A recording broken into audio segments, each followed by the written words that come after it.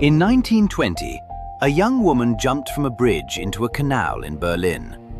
She survived.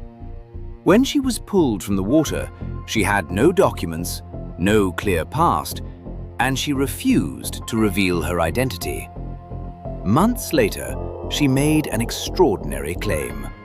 She said she was a Russian princess. Not just any princess, Grand Duchess Anastasia Nikolaevna, the youngest daughter of the last Emperor of Russia. There was only one problem. Everyone believed Anastasia had died 2 years earlier.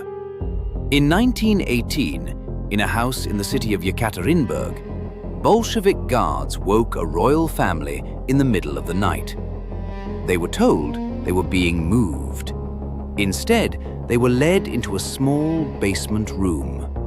There, soldiers executed the last Emperor of Russia, Nicholas II, his wife, Alexandra Fyodorovna, and their 5 children. Among them was Anastasia. The killing was chaotic. The daughters had diamonds sewn into their clothing. Some of the first bullets struck the hidden jewels and deflected. When it was over, the bodies were taken away and buried in secret. For years, no one knew where they were. And in that silence, a possibility appeared. Could one of the daughters have survived? The woman in Berlin became known as Anna Anderson. Some Russian exiles believed her. Others were certain she was an imposter. Photographs were compared. Scars were measured. Witnesses contradicted each other. Court cases dragged on for decades, and still, no one could agree. Investigators even examined her body. The real Anastasia was known to have a small scar from a childhood injury.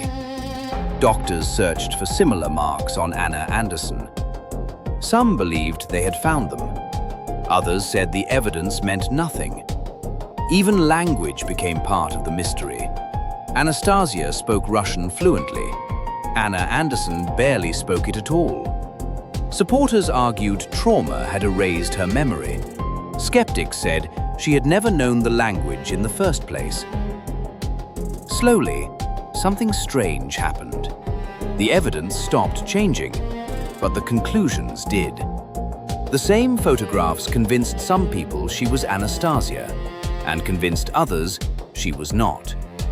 The world stared at those photographs for decades and never reached the same answer twice. For over 70 years, the question refused to disappear.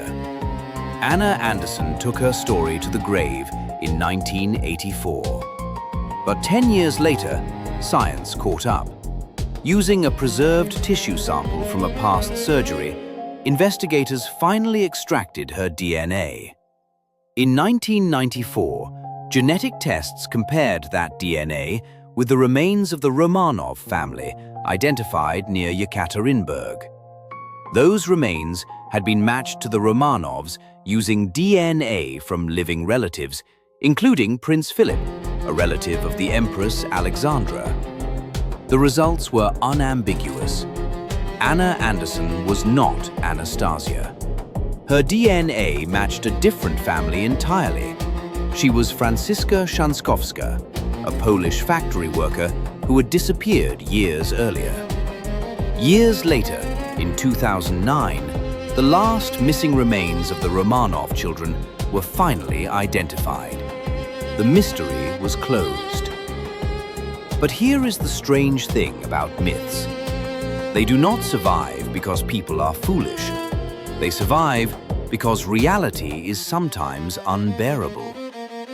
Anastasia did not escape that basement in Yekaterinburg, but something else did. The idea that suffering is not always the end of the story, that somewhere, somehow, the innocent sometimes walk away. Anna Anderson gave the world permission to believe that. Science took it away. The world had to mourn the princess twice.